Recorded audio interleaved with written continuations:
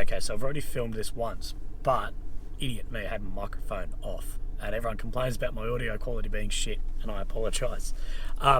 So a few videos ago, some of my firefighter friends that I was filming with, Australian, American, primarily firefighters who have come to Ukraine to do some like search and rescue, recovery stuff, they had another trip only recently, maybe 3 weeks back. Now, my timing sadly just didn't line up to roll with them and film what they were doing, because they were doing some fantastic work, some fantastic humanitarian stuff. But they had a heap of gear left in country that they weren't able to fit to hand out.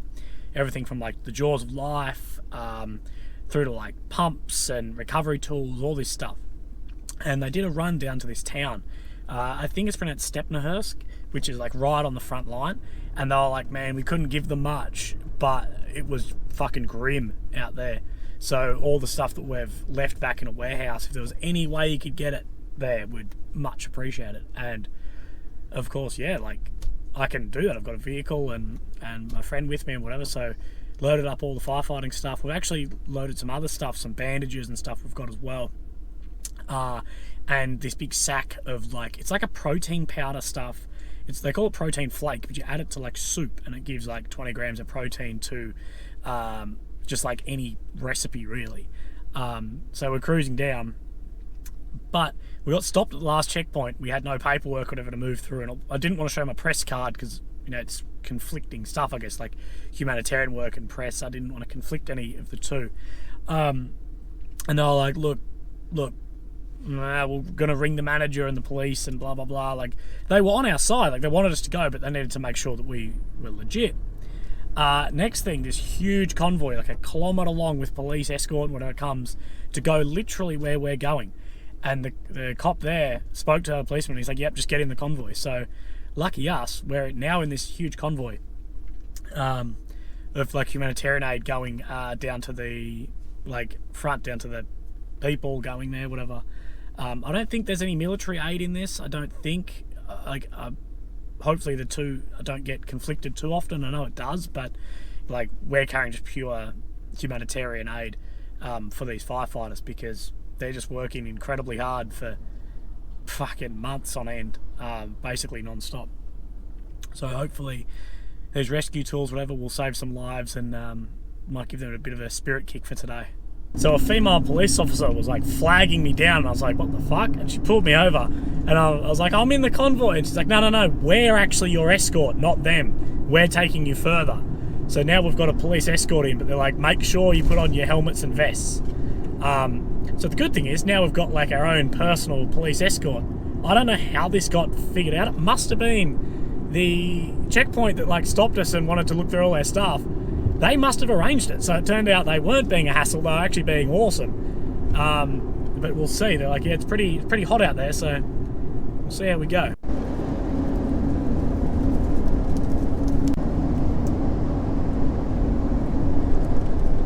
I think I captured 2 or 3 of them, but there's a lot of black spots on this road. They're all artillery strikes on the bitumen, so you know we're definitely getting closer. We're only we left at about 15 kilometres from the front line, and we're going 140 with this police officer, so we must be getting very close pretty quick.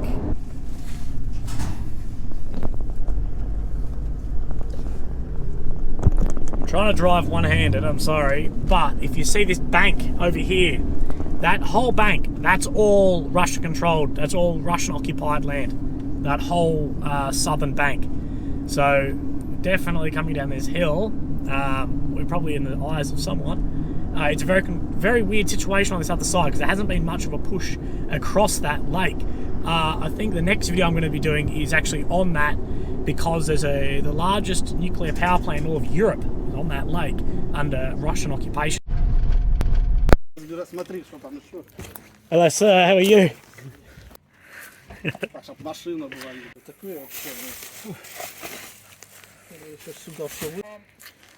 A few years ago they just can dream about these stuff.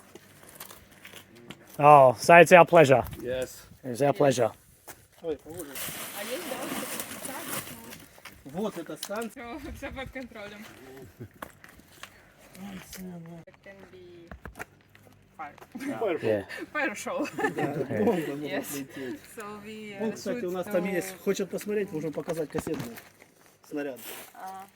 Let's go. Okay. Посмотрим. Yeah.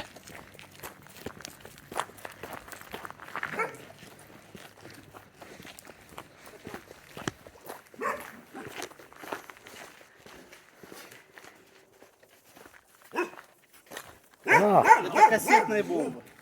Я не знаю, как это. Смерч. yeah. Smudge. Смерч. Smudge, yeah. Тут кассеты идут. Да. Да. Не разлетают. Это они здесь по нашему поселку, вот это все раскидают. Тут у нас рядом. They find it here. Окей. Around. Где там? Это что такое? А вот это тоже. Это его часть, да? Это не его часть, это урагана или смерч, я даже не знаю, сильно разбираюсь. Вот это вот. Ураган or смерч. Это то, что Снаряд. на трассе вытягивали, да? Да, это на From трассе. here to. Трусилось все вокруг, когда попало. Це де блокпост перед блокпостом. Де вже блокпоста 500 метрів. They find where block post. Right down there? Yes. Okay. Where we going? Thank you, sir. Good luck. Не задерживайтесь. Thank you, sir. Thank you. Thanks, mate. My GoPro's gone flat somehow. The batteries in new GoPros fucking suck. But dropped off the gear. They were stoked. They did say to us, like, we only ever dreamed of equipment like this. Of course, it wasn't me who sourced it or anything. It was the Australian Yank guys, but it's fucking awesome to deliver it here and save some lives out here. They said about 2 hours ago it was incredible. Sorry, I'm getting around a real tight turn. They said 2 hours ago here it was incredibly loud, meaning a lot of shelling and whatever. But now it's a little bit quieter, so they're waiting for it to pick back up again. But I'm really glad that I can sort of double this so that I can, you know, do some humanitarian work for the civilian population, help those people out, because it doesn't matter what your thoughts are on this. People suffering is people suffering. And as well as, you know, then that gives me a bit of insight into the living conditions there, the story there, and talking to people. So I can sort of do, you know, two birds with one stone. And one of them is very, I guess, beneficial to the civilian population, and the other one is, I guess, beneficial to me and what I'm trying to do here, as far as, you know, telling the story as truthfully as possible. I'll show it on a map, but that front line, I didn't really have a appreciation for how close it is to this major city, the Zaporizhzhia, until just then, driving back. You know, it's so close, 10-15 minutes from, like, and this is like a major city, unbelievably close. And, you know, like it or not, soon enough the Russians will be here. That front line will move slow, but it's moving, and it'll get to here. It'll just be massive.